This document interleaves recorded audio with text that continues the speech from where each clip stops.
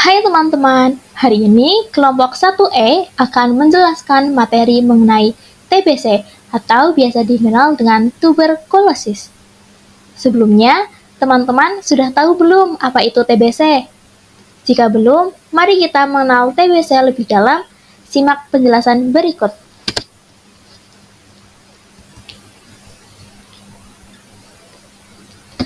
Apa sih TBC itu? TBC atau biasa disebut tuberkulosis merupakan penyakit yang menyerang paru-paru karena infeksi oleh bakteri Mycobacterium tuberculosis. Tuberkulosis ini bukan penyakit keturunan. TBC utamanya menyerang paru tetapi juga mengenai organ tubuh lain seperti otak, pita suara, tulang, ginjal, kelenjar getah bening, pembungkus paru, paru-paru, dan tulang belakang. TBC otak atau meningitis adalah kondisi TBC terberat dan dapat menyebabkan kematian. Bagaimana penularan TBC ini? Saat penderita tuberkulosis akut batuk, bakteri Mycobacterium akan menyebar melalui udara. Kemudian jika bakteri tersebut terhirup oleh orang sehat, maka orang itu berpotensi terinfeksi bakteri penyebab tuberkulosis. Berikut skema penularan TBC. TBC ditularkan melalui udara dari pasien yang terkena tuberkulosis ke orang di sekitarnya. Bakteri TBC ini bertahan di udara selama beberapa jam. Bakteri ini tidak menular melalui barang-barang.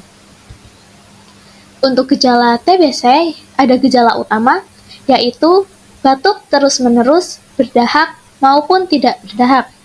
Untuk gejala lainnya seperti demam, sesak napas dan nyeri dada, berat badan menurun, kadang dahak bercampur darah, nafsu makan menurun, serta berkeringat pada malam hari meski tanpa melakukan kegiatan.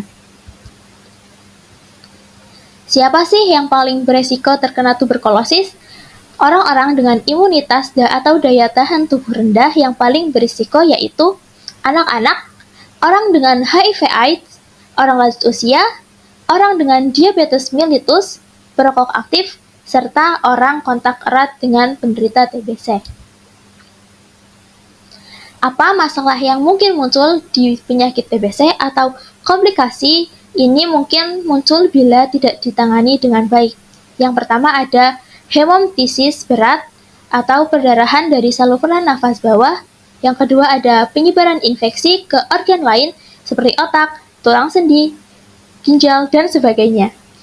Selanjutnya ada efusi pleura atau penumpukan cairan di antara lapisan pleura atau selaput paru-paru. Yang keempat ada penurunan berat badan ekstrim disebabkan oleh infeksi kronis dan kurangnya nafsu makan. Selanjutnya ada gangguan psikologis, depresi, atau kecemasan akibat pengaruh sosial dan pengobatan jangka panjang. Apa pencegahan yang dapat kita lakukan untuk mencegah penyakit tuberkulosis? Yang pertama ada imunisasi BCG, memberikan perlindungan terhadap berkembangnya penyakit tuberkulosis yang parah seperti meningitis pada anak-anak. Yang kedua ada tingkatkan ventilasi, pastikan rumah dan tempat kerja memiliki ventilasi yang baik, buka jendela dan pintu untuk memastikan sirkulasi udara yang baik. Ventilasi yang baik membantu membuang udara yang mengandung bakteri keluar dari ruangan. Selanjutnya ada perilaku hidup bersih dan sehat, yaitu mencuci tangan sebelum makan, makan makanan yang bergizi, serta olahraga teratur dapat mencegah penularan penyakit TBC. Yang keempat ada etika batuk yang baik. Tutup mulut dan hidung dengan tisu atau lengan bagian dalam saat batuk atau bersin. Yang terakhir ada melakukan pemeriksaan kesehatan rutin. Lakukan pemeriksaan kesehatan rutin terutama jika kamu memiliki resiko terkena TBC saat bekerja di fasilitas kesehatan atau tinggal di lingkungan dengan tingkat infeksi TBC yang tinggi. Apa sih OAT itu?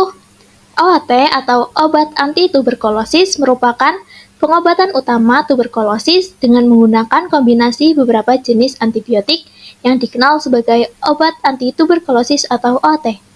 OAT memiliki efek samping di antaranya tidak ada nafsu makan, mual, sakit perut, gatal-gatal, dan warna kemerahan di kulit, nyeri sendi, gangguan keseimbangan tubuh, kesemutan, gangguan penglihatan dan gangguan pendengaran, warna kemerahan pada air seni, serta kulit kuning tanpa penyebab lainnya.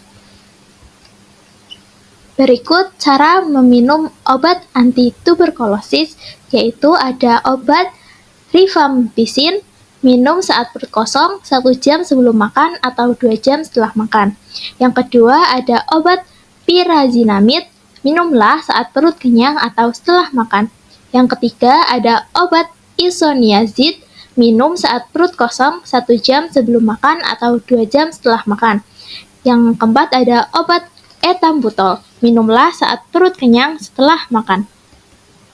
Sekian penjelasan mengenai TBC dari kelompok 1E, semoga bermanfaat.